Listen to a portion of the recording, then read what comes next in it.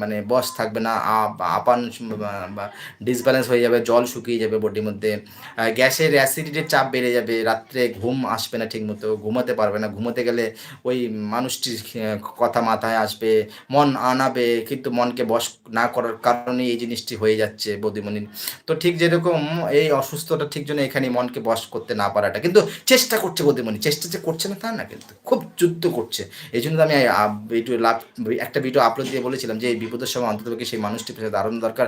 যে মানুষটি মানে মতিভ্রষ্ট হয়ে যাচ্ছে। ঠিক ডিসিশন নিতে পারছে না। এজন্য মানুষটির পাশে দাঁড়ানো দরকার। কারণ মানুষটির একটা সাহস চায়, একটা বল চায় আমাদের কাছ থেকে যেটা হয়তো আমরা দিতে পারছি না। এই জিনিসটি চাচ্ছে কিন্তু বৌদিমণি। কারণ এটা ঠিক একজন পেশেন্ট, যে পেশেন্টের এরকম একটা দশা আসে, একজন পরিস্থিতি আসে যেখানে না মেডিসিন কাজ করে, না সেখানে ইনজেকশন না সেলাইন কাজ করে। সেখানে যেন মানসিক একটা যন্ত্রণা, যেখানে যেন মানসিক যন্ত্রণার জন্য ওষুধটা শুধু ঘুমের ওষুধ হয় বন্ধুরা।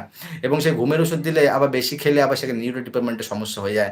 সেখানে আবার ব্রেনের সমস্যা হয়ে যায়। সেখানে মানুষটি আবার স্লো হয়ে যায় এবং সেই মানুষটি যেন অন্যরকম হয়ে যায়। তার যেন এক ধরনের বা মানে সেই ওষুধটা, ঘুমের ওষুধটা যেন সেই মানুষটিকে আরো যেন একটা মানে একটা গভীর সমুদ্রে নিয়ে যায়। মানে একটা অর্ধজ্ঞানের সমুদ্রে নিয়ে যায়। তাই সেইজন্য এই পরিস্থিতিটা মানে খুব একটা বীভৎস পরিস্থিতি, যে পরিস্থিতি বোধহয় উনি ফেস করছে, যেটা আমাদের সবার জীবনে আসে।